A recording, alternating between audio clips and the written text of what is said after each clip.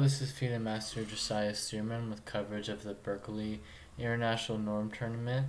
This is an all-woman norm tournament, and this is the round one of this tournament, featuring Grandmaster Irina Krush with the white pieces versus Women's Grandmaster Ulysses Hernandez Moya with the black pieces. Here arose a position from the Nimzo Indian, the sideline of 4f3, and we have some little imbalance here as white has the bishop and knight versus the two knights of black. And really white's idea here is to get an e4, e5 in and to really control the center. And the main idea here for white to achieve that is to play this knight to g3 and to eventually get this e4 in. But here Irina Krush opts to play rook a2, which starts the uniqueness of this game, as 16 games previously had played knight g3 in that position.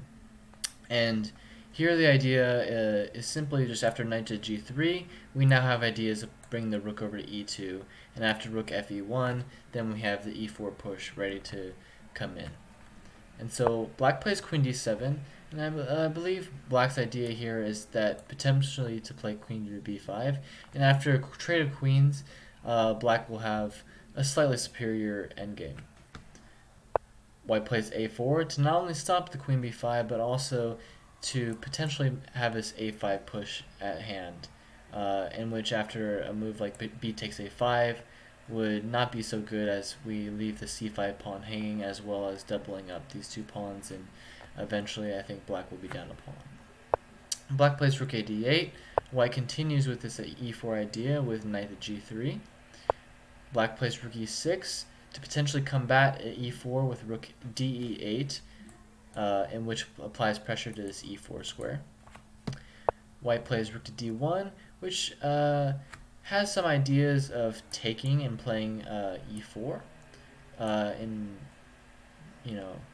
just kind of applying pressure to the d file. Black plays queen to c6 to put the rook on the queen here. White goes rook e1 to now go back to this idea of e4, which I think is where this rook belonged in the first place. And now black played rook to d8 to stop a potential e4. And here this is where the character of the game changed.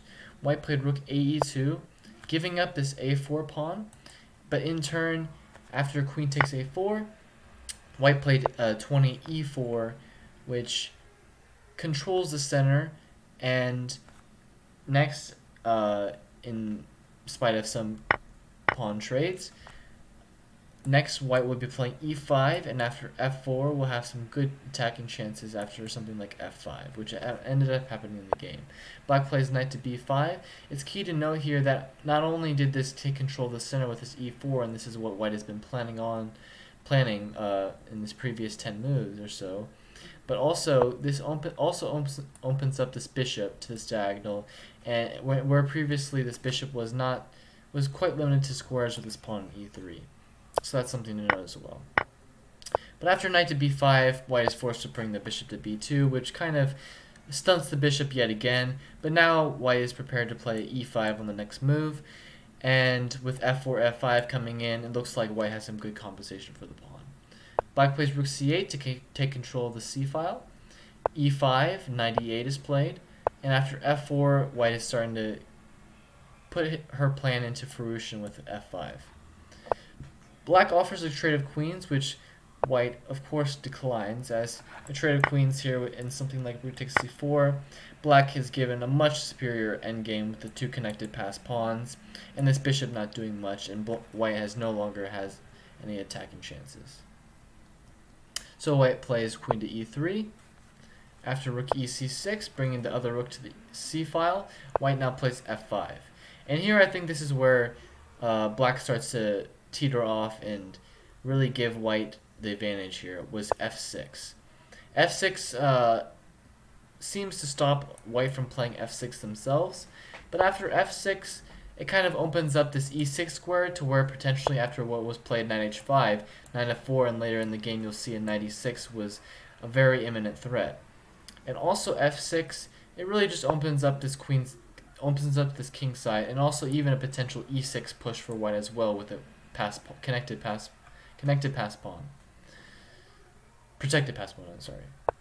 So after knight h5, white is now trying to bring more pieces to the attack, and eventually you'll see pressure on g7 and f6.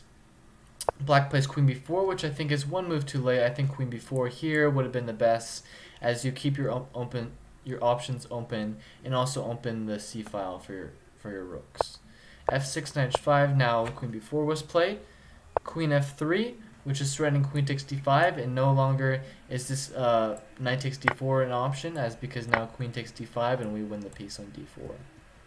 So black is forced to protect d5 with rook d8, and now white plays queen to g4, protecting the d4 pawn and threatening something like e takes f6. Black plays the also passive queen f8, and now really we see all the compensation that white has gained from sacking this pawn on a4, which really is out of the picture now. Rook to e3, this is threatening potential rook to g3 and also another e takes f6 idea. Black plays rook c2, threatening the bishop on b2, and after rook to b3, black is forced to defend the knight on b5.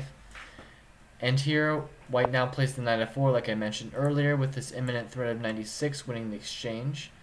Black now plays knight ec7 to stop knight e6, in which white responds with queen h4, the idea being rook h4 and threatening mate.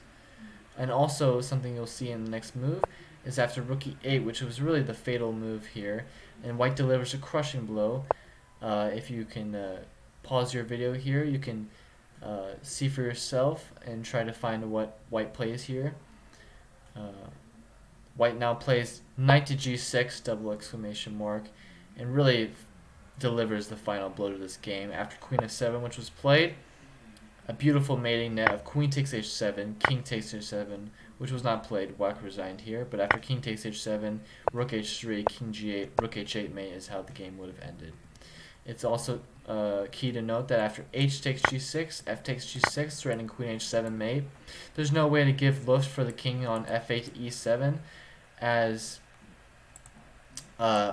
any moves like queen, any moves along this diagonal give up the queen for black. So that was the end of this game of the day. I also wanted to note my favorite continuation or favorite little puzzle that I found from this other game, which was Biamba versus Cervantes.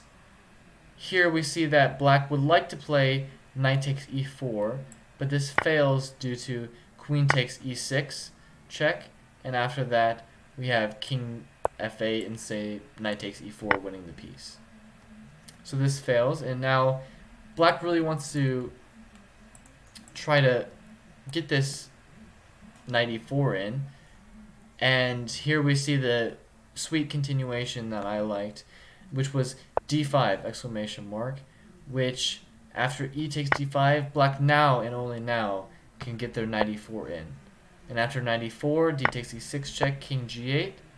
Now white has to give up some material concession, and after queen takes c8, rook takes c8, knight takes e4, bishop takes e4, f takes e4, black continued on to win this game, which was quite nice fashion. Well, that will be it for round one in my favorite game, which was Crush versus Hernandez Moya. You can tune in to watch the rest of this tournament on chess24.com and show some support to your favorite players in that tournament, as it's a very strong, prestigious, all-women's norm tournament. That'll be it for today. Thank you for watching.